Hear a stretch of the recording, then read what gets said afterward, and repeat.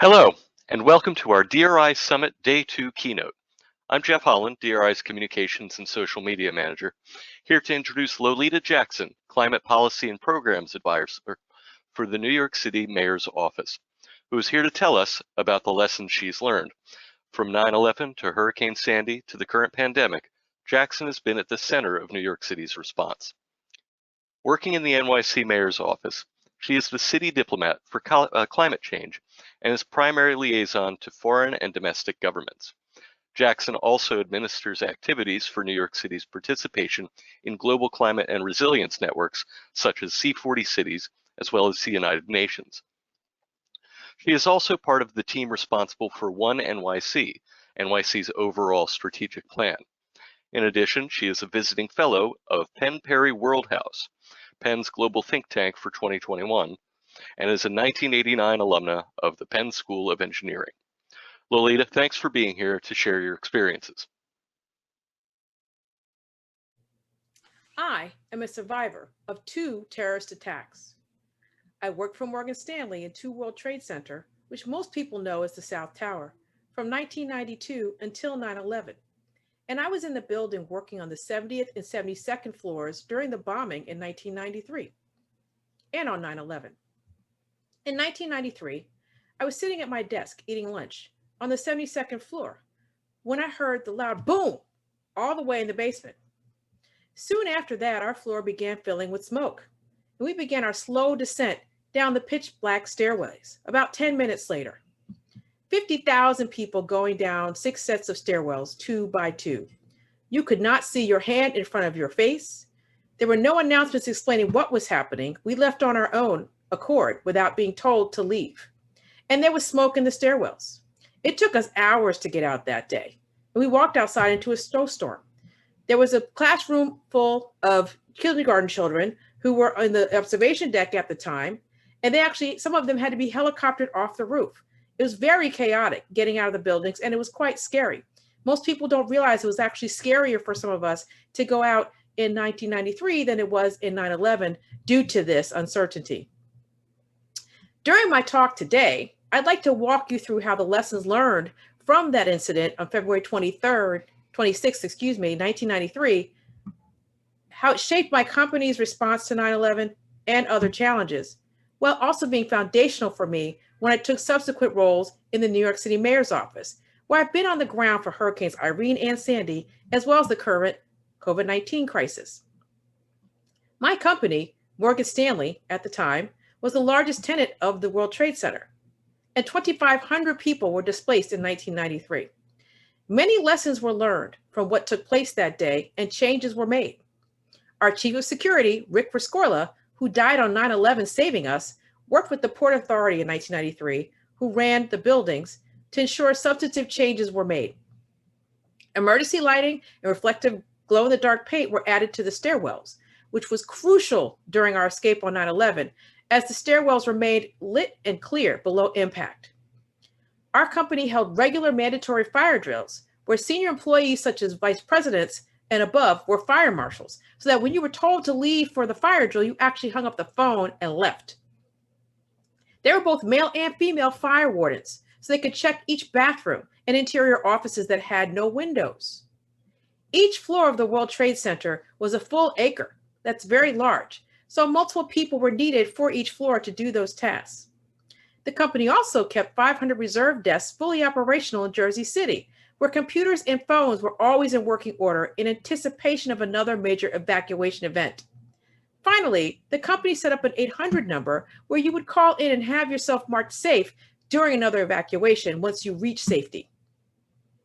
I would now like to share my 9/11 story to illustrate how these learnings from 1993 and the changes that were made came into play in action. So we had a staff meeting every Tuesday morning at 8:30, and there are some people who even flew in for this meeting once a month. So we actually had people who didn't work in the buildings day to day visiting with us that day.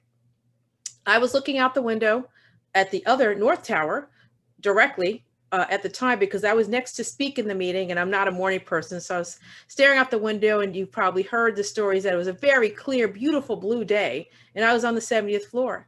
And I have you looking out of the window when the North Tower was hit by the plane. The way the buildings were situated is that I was looking out of this window and the plane came here, so I could not see the plane approach the building or hit it, but I saw the aftermath. I saw the flames shoot out, the papers go down, and we knew we weren't getting any work that day. So my boss basically said, time to go. And we got up and started leaving. And because we had been drilled so thoroughly about how to evacuate the buildings, people filled up cups with water and ice, got paper towels because we didn't know if we're going to be walking into smoke. In 1993, a lot of people had left their wallets and their coats behind. Were never able to get them back in time because the workers, unfortunately, were repairing the building. Some of your things were missing when you came back. So as long as you were passing your office on the way to the stairwells, you went back to get those items. We then gathered and they went to all the bathrooms and all the interior offices to make sure everybody was accounted for. We started going down the stairs. Now, you may have heard stories where the Port Authority was coming on and telling workers to stay put because our building had not been hit. Our security officer had predicted that the buildings could potentially be hit by planes. He's on record saying this. There's a book that's written about him. His name is Rick Rescorla. So I suggest you look that up if you want more information. So he had planned for evacuation specifically for the Morgan Stanley people only. So he came on the actual loudspeaker and told us to leave, even though other people were being told to stay. The Morgan Stanley employees were being told to leave, to gather to the 44th floor, which there was 2 sky lobbies in the buildings. You may remember, or you may have heard, there's one on 78 and one on 44. The one on 78, only 6 people lived because the plane went through that floor when my building got hit. So we were told to take elevators from our floor to the sky lobby on the 44th floor. So we left the stairwells. I remember exiting at 59. I was going down the stairs with a colleague of mine, and he decided he wanted to go to an empty office to call his wife, which he did. She unfortunately didn't answer the phone, but he did go to do that. And so I took that elevator to 44th floor. And you may remember that it was a Tuesday right after the Labor Day holiday week that many people had taken. So many of us had not seen one another in quite some time. And also some people were not there who was supposed to be at work because it was the night before was an overtime New York Giants game. And so many people stayed up late to watch the game, and we were going to come into work a little bit later than 9. It was also the New York primary for elections. And so actually a lot of people were going to vote. And finally, it was also the first day of school.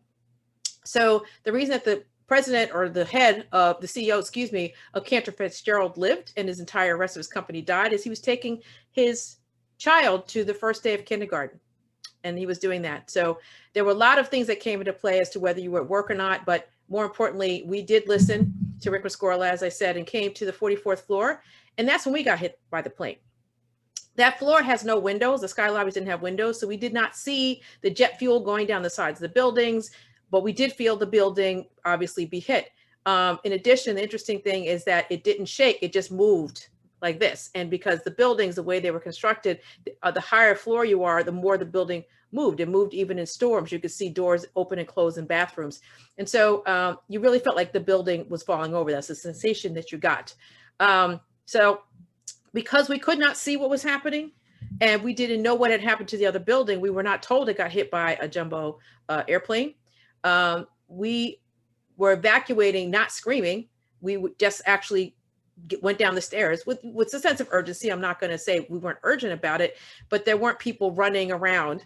We literally got ourselves together. And for me, I was trained as an engineer. I was like, okay, I just got to figure out the safest way to get out because I don't know what's going on, but I have to get out quickly because I remembered how long it took to get out of the buildings in 1993. And I felt that whatever had happened, I wouldn't have that kind of time. So I went to the stairwell that had the least amount of people that were going toward it, closest to where the building had actually gotten hit. And I opened it up, and because of the changes that they had made in 1993 or after 1993, stairwell was lit. The reflective paint worked. There was nothing wrong with them because the building had gotten hit so much higher. There was nothing wrong down there. And so I was able to go down the stairs. I went down the 44 flights of stairs at that point in about 10 minutes. Which it feels, I guess now, if I looked at it now, I couldn't do that because it's 20 years later and my knees are a little bit more creaky. But, we were making a brisk pace and I was trying to even make jokes. Once we got to the 15th floor, I said, pretend it's a workout that you're doing on the Stairmaster, which was popular back then.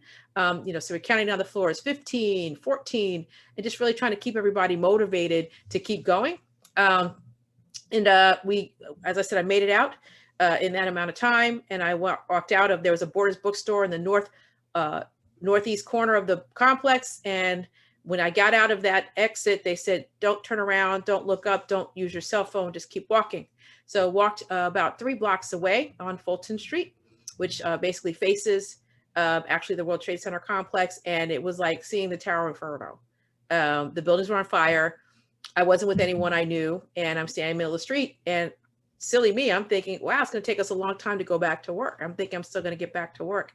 And a friend of mine who worked in the buildings as a contractor, but was not an actual employee, so he was not in the buildings at the time, but somehow saw me in the street in the middle of the thousands of people and said, hey, do you know what happened? And I said, no, I have no idea what happened. He said, well, the buildings were hit by planes. And so he explained to me what happened, and I'm standing there in shock. He said, you should go home now. So what do you mean go home? He said, well, you live in Manhattan, you can actually get home. These people, a lot of them, they can't get home.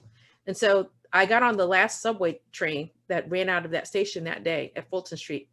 And it was about 8 minutes to 10. And my building fell at 1 minute to 10, 9:59.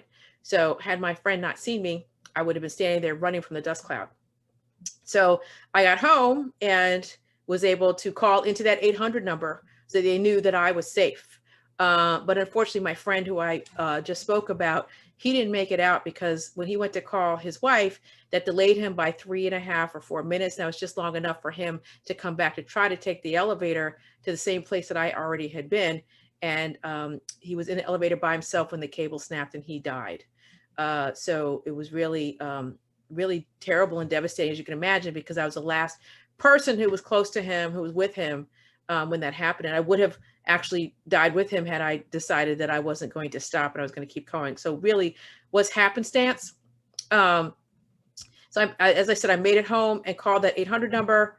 And then after that, there were certain people that I worked with who were asked to go right back to the office that was in Jersey City to help shore up the operations of the company at the time.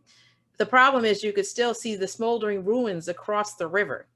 So one of the lessons that I want people to take away from this is have your backup site not near the original site, because goodness forbid, if it's a terrorist attack or something that actually damages your original site, you don't want people having to look at it, at where the devastation came, because there are people who actually couldn't go back to work because there was no place to put them because they refused to go and be able to see the burning ruins of the towers, which makes sense now, but at the time, no one had thought of that. So I wanted to give you that lesson. One thing they did well was they paid for all workers to take whatever transportation was most comfortable for you.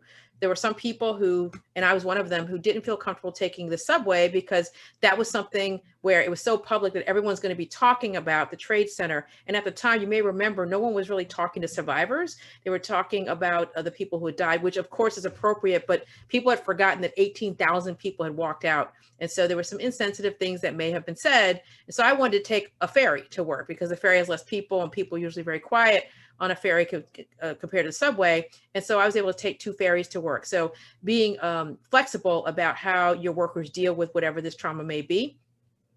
And then, you know, just in general, it really took a while for our company to get itself back together and to heal from that. And the mental health things that were going on with that took a lot longer than people expected. And there was much more needed with that. So while the loss of life on 9/11 was devastating, there would have been a much greater loss of life if we had not learned from the experiences of 1993. Morgan Stanley had 1,500 people in the buildings the morning of 9/11, but we only had 13 deaths. Even one death is too many, but hundreds more would have died had we not become more resilient after 1993, as you just heard in my story. All these changes came to bear during and immediately after 9/11. The one thing I would say that could have been done a bit better is to keep in mind the mental health of people who work for you, as I said, if they have suffered a trauma at work. There are people who had to run for their lives, and others who were not in the building insisted on them getting back to work to show the firm would not be slowed down by the attack. And those who were not there really didn't understand the trauma of what people went through and saw.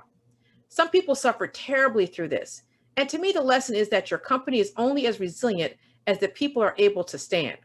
Continuing business without looking out for your people is a losing strategy. 2 years later, the 2003 blackout happened. Many of us assumed it was another attack, and our auto response kicked in. The evacuation of all Morgan Stanley buildings throughout New York City was totally seamless because people knew not to hesitate, and it was run very smoothly. The lesson learned from that incident was that every employee at BP level and above was asked to keep a landline phone that did not depend on electricity, so that you didn't have to worry about a dead cell phone battery. To this day, I have a dormant landline due to this. Many of us changed our lives after 9/11. After going through this twice, I decided that if I could get killed at work, I'd better really love my job. So I left. I quit Morgan Stanley in late 2003, a few months after the blackout, and went on a 2-year odyssey that landed me in the New York City mayor's office in January 2006. My first job was as Manhattan Director of Community Affairs, which called upon my personal experience with disaster and had me responding to the Queens blackout of 2006, the Manhattan crane collapses, there were several, the Sully plane landing in the Hudson River, and more. Most important to this talk, I also responded to Hurricane Sandy. 44 New Yorkers died, and $19 billion of economic impact resulted from the 14-foot tidal surge on October 29, 2012. You may recall that due to a power station fire in Manhattan, almost all of Manhattan below 30th Street was without power for several days, and the New York Stock Exchange had to close for 2 days. But one of the only entities that retained power was Goldman Sachs, whose headquarters is basically on the Hudson River in Lower Manhattan. Why is that? Well, when Hurricane Irene hit in 2011, Goldman Sachs did an after action for their own company and realized they were not appropriately prepared if a major storm did actually hit. You may recall that there was almost no damage in New York City during Hurricane Irene. A lot of it was upstate New York and in other states. So Goldman Sachs put together a fully developed action plan. They surrounded their property with 12 feet of sandbags, so they didn't flood at all. And they also had full generator power. So if you look at a map of what happened during that day, the night of the storm, you'll notice that there's lights on in one little part of Lower Manhattan. That's Goldman Sachs. Only a few blocks away, the Brooklyn Battery Tunnel was filled end to end with water, yet they were fine because they were prepared. As you can imagine, there was substantial after action done after Hurricane Sandy by New York City. And one of the main things I want to impart that is relevant to this audience is the importance of continuity planning.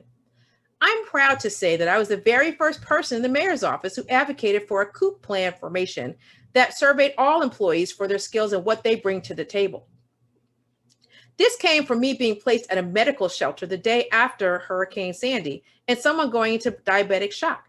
I had no idea how to help them and should not have been placed in that situation. They were placing bodies by proximity to location rather than expertise.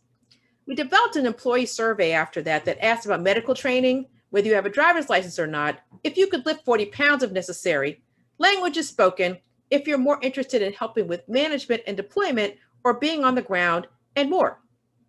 After Hurricane Sandy, people are now placed in roles targeted to their strengths, making overall operations much more smooth.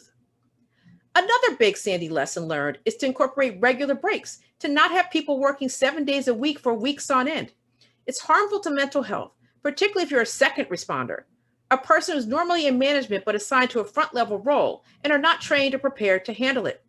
This is the equivalent of your company going through a crisis and then putting everyone on the phone for customer service. As you know, not everyone should be on the phone. And discernment and proper training are very important here. New York City had gone through much through my 15 years in the mayor's office, but I would have to say that the current COVID challenge is the biggest yet. I would now like to discuss how New York City has dealt with the challenges that we face. New York City is a city of 8.6 million people with 520 miles of coastline. Only the Bronx is tied to the mainland.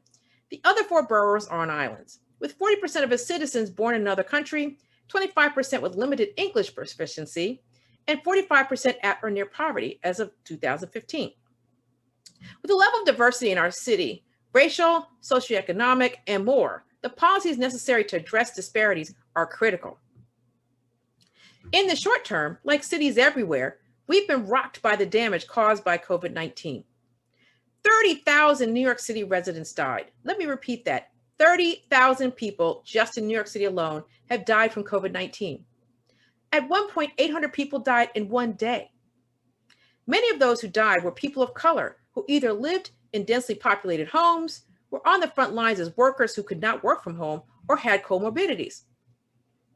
This exposed the already existing gaps in healthcare access and density of living space. In addition, the lockdowns have decimated many industries.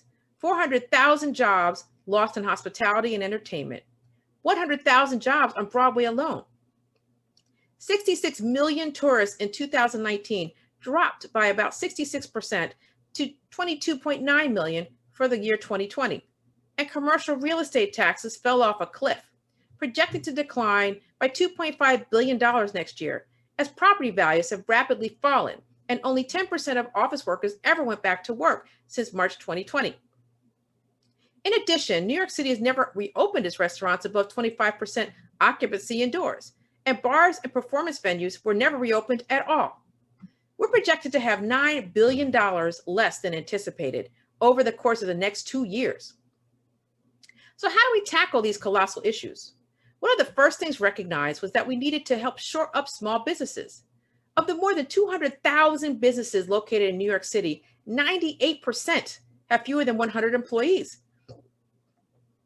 These small businesses employ more than half of New York City's private sector workforce and often provide a first chance for economic self-determination and a path to the middle class for their owners. Our Department of Small Business Services launched 3 new mentorship programs, providing industry experts as guides for those seeking to start and grow a business in the post-COVID era. These programs are expected to serve 1,500 small businesses this year. We launched a program for restaurants to expand their outdoor seating options in order to stay open, as this has proven very popular and will now be a permanent fixture in New York City. In a partnership with MasterCard called All in NYC, consumers receive $10 back after spending $20 on experience or $25 back after spending $100 on a hotel reservation. This is to encourage in-town and domestic travelers to take advantage of low hotel occupancy and prices. There's also a recovery coalition planning how to safely re-engage tourism in New York City once we're past this phase. Some of these innovative changes accelerated items that were already being touted by advocates and other groups, and we might all reflect on how to make some of them permanent in all of our cities.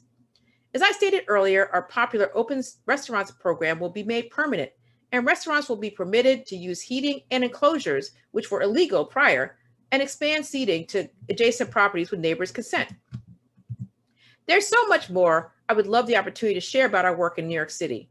I hope this brief talk has given you a sense of the lessons learned from the shocks that have taken place in New York City and all that we are doing to ensure that all New York's residents are able to participate, thrive, and prosper in the future of our city safely.